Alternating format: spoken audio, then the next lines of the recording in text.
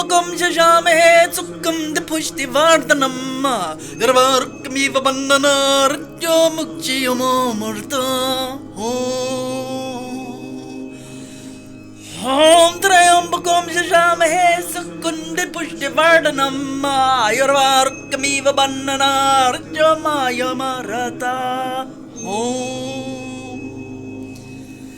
ॐ त्र्यम्बकं शशामहे सुगन्धिं पुष्टिवर्धनम् निर्वारुकमिव बन्धनार्यो मायमरता ॐ त्र्यम्बकं शशामहे सुगन्धिं पुष्टिवर्धनम् निर्वारुकमिव बन्धनार्यो मायमरता ॐ त्र्यम्बकं शशामहे सुगन्धिं पुष्टिवर्धनम् निर्वारुकमिव बन्धनार्यो मायमरता What we on now, 6? ॐ त्र्यम्बकं शशामहे सुगन्धिं पुष्टिवर्धनम् निर्वारुकमिव बन्धनार्यो मायमरता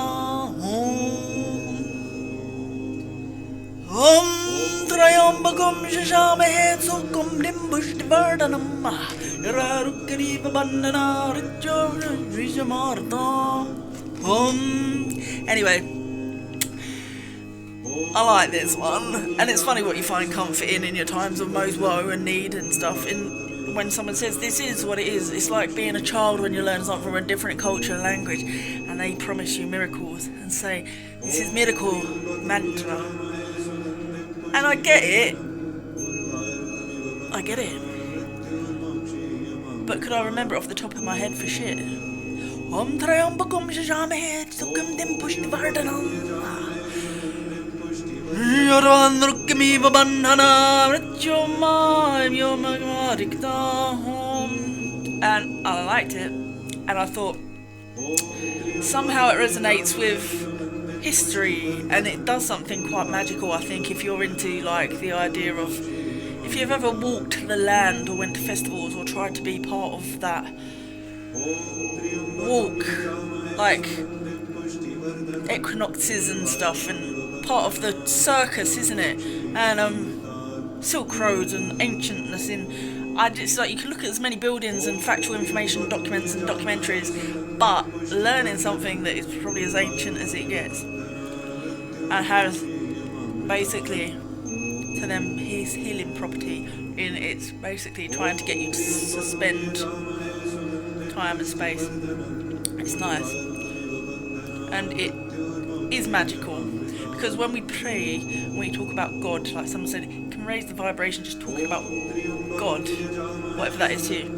But when you look deeper, suspended time and space, meditation, and this is the biggest well known is this one.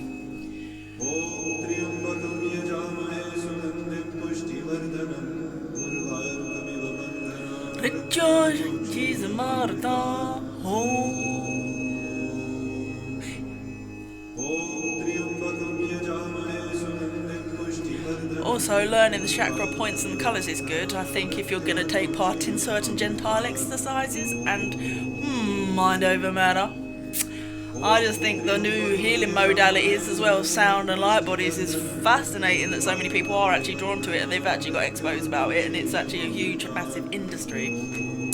Like lifting the veil somehow.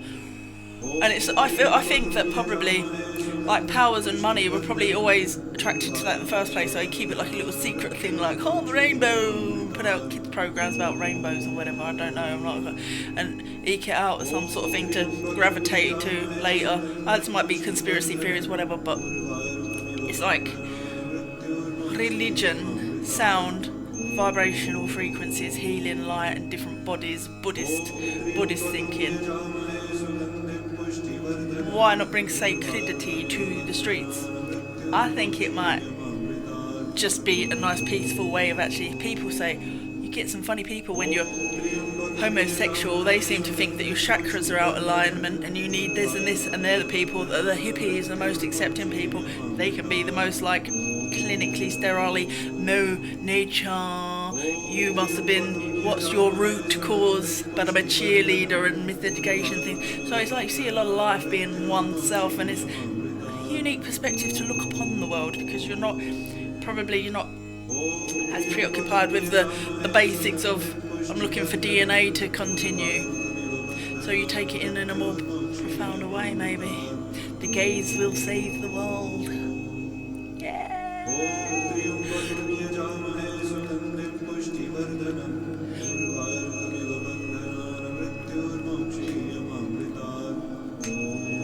Yeah, but this kind of gave me a lot of peace, this particular one, as well as the Sudarsana Hasakatam, which is basically, it's kind of like a massive ode to the sun, as far as I can make out. Like, it's the spherical weapon of one of the gods used, and it's really beautiful, and it transcends time and space somehow. It's magical, Idelio.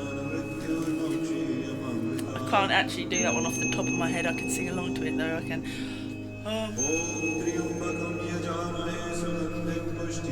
I've got a lot to bring to the table now, and I can only thank them from the bottom of my heart. My supposed community, I don't think they're into any of this anyway. I was out of place in my commune with the stage venues with so much alcohol around them. They just don't get it.